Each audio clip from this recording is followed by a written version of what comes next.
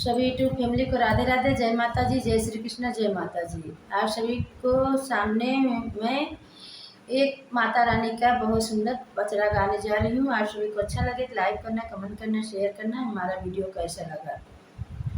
घोड़वा चढ़ल घुमरतया मई शीतला मैया हो कि अही मिलैना उनके सेवा का दुअरिया हो कि नहीं मिलैना उनके सेवा का दुअरिया हो कि नहीं मिलैना।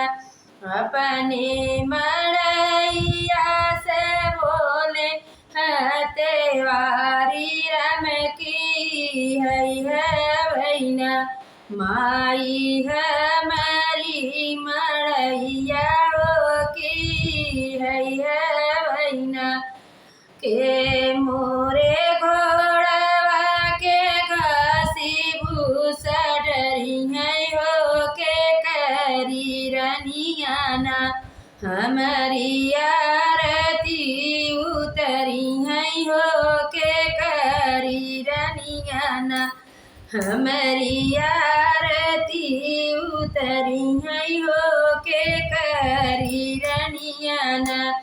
हमें तोहरे घोड़वा के खासी भूसा डरबई हो हमारी रनियाना हमारी रनियाना तोहरी आरती उतरी है हो हमारी रनियाना।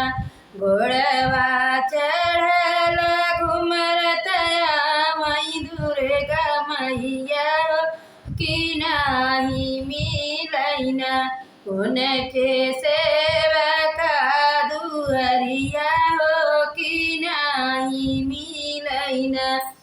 अपने दुआरिया से बोले है पंडित राम की है भैना माई हमारी महलिया हो की है भैना माई हमारी दुआरिया हो की है भैना के मोरे घोड़वा के घासी भूसा डरी है हो के करी रनियाना हमारी चरण पखरी है हो के करी रनियाना हमारी धोई है चरनिया हो के करी रनियाना।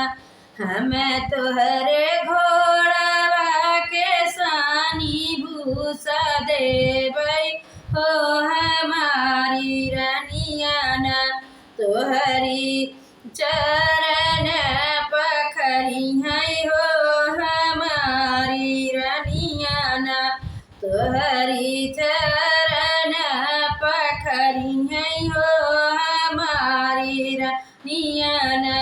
घोड़वा चढ़ल घुमरतया मई हाथिया चढ़ल घुमरतया मई काली मैया हो कि नाही मिलैना हमारे सेवका मड़ैया हो कि नाही मिलैना।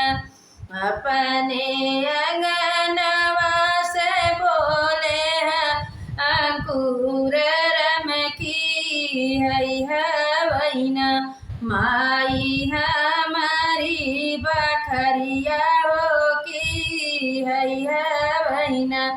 अपने महलिया से बोले हैं रोई इतरम की है भैना मैया हमारी बखरिया हो की है भैना के हमरे हाथिया के चरवा खियाई हो के करी रनियाना करी है हमारा सी सिंगरवा हो के करी रनियाना करी है हमारा सिंगरवा हो के करी रनियाना हमें तो हरे घोड़ा हाथिया के चरवा खियाउबै हो हमारी रानियाना